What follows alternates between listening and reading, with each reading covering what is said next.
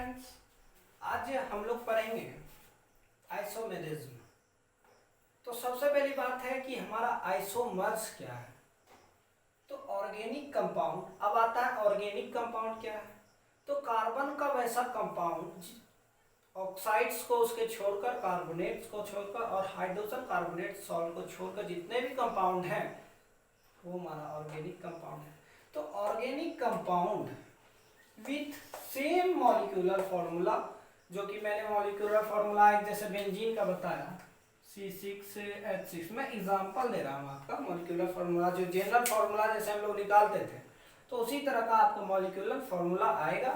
तो same molecular formula but different chemical and physical properties, उसका formula क्या रहेगा, हमारा मॉलिक्यूलर सेम रहेगा बट उसका फिजिकल और केमिकल प्रॉपर्टी क्या रहेगा, डिफरेंट रहेगा, अलग रहेगा।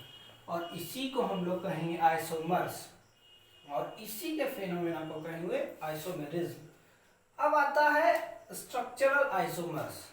ठीक, तो the difference in property, the difference in property of this compound, इसके जो प्रॉपर्टी में जो डिफरेंस होता है, the difference in property of this compound is due to different in their structure है। किसके वजह से होता है, इसके डिफरेंट स्ट्रक्चर के वजह से होता है।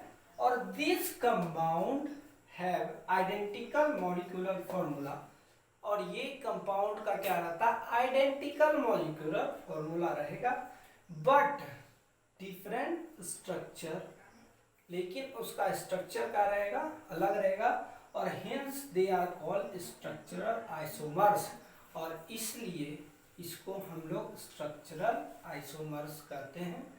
और इसी के फेनोमेना को हम लोग क्या कहेंगे, स्ट्रक्चरल आइसोमेरिज्म। ठीक है,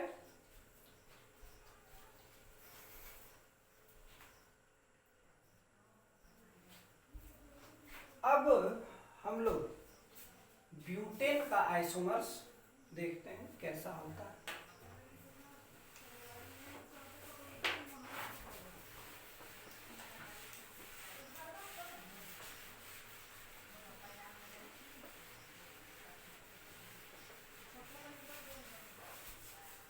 तो सबसे पहली बात है butane, meth eth pro but, 4 carbon, n है तो आपका एल्केन कंपाउंड है। तो उसका जनरल फॉर्मूला था CnH2n+2। तो कार्बन अगर आपका 4 है तो C4H10। ठीक, तो एक कार्बन हमारा ये 2 3 4 5, सॉरी 4। ठीक, हाइड्रोजन हमारा कितना आएगा, 10, 1 2 3 4 5 6 7 8 9 10।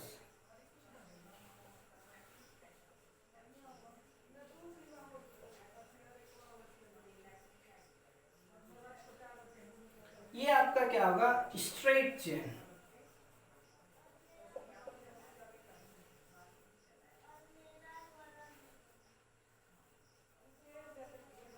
ये आपका हो गया स्ट्रेट चेन आइसोब्यूटेन।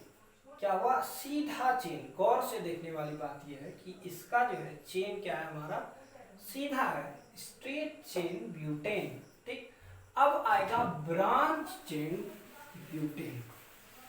ठीक है,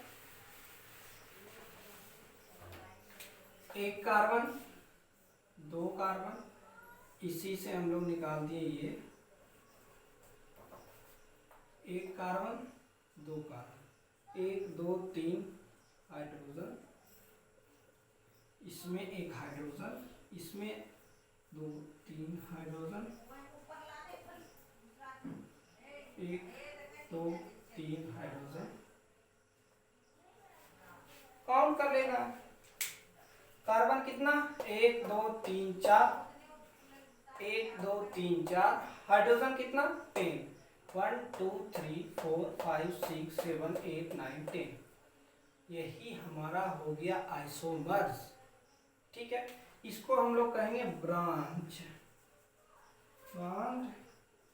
चेन ब्यूटेन, ठीक है, ब्रांच चेन ब्यूटेन। अब जैसा कि मैंने बताया था कि कुछ के जो आपका वो मॉलिक्यूलर फॉर्मूला होता है कुछ का कंपाउंड का, उसका लगभग सेम होता है। तो हम लोग साइक्लोहेक्सेन का देखेंगे, C6H12, और बेंजीन का C6H6।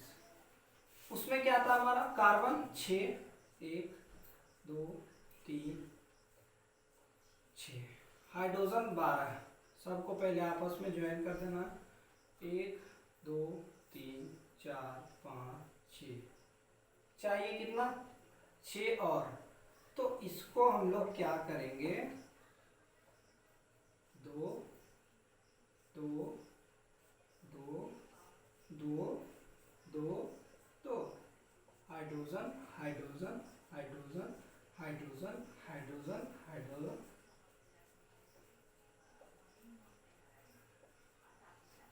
काउंट भी कर सकते हो। C6 1 2 3 4 5 6, hydrogen 12, 1 2 3 4 5 6 7 8 9 10 11 12। बेंजीन का था हमारा C6,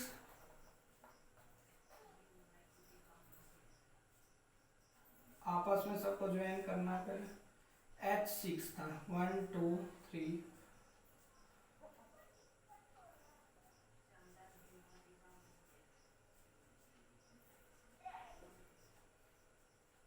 C6 1 2 3 4 5 6, H6 1 2 3 4 5 6, ठीक है। अब आता है कि इसका तो बॉन्ड 3 ही बना, 1 2 3, और चाहिए भाई, एक बॉन्ड और चाहिए, ऐसे का बॉन्ड स्टेबल तो नहीं होगा। तो ये इसके साथ डबल बॉन्ड बना लेगा। इसका कितना बॉन्ड हो गया इस कार्बन का, 1 2 3 4, इसका ऑटोमेटिकली 1 2 3 4।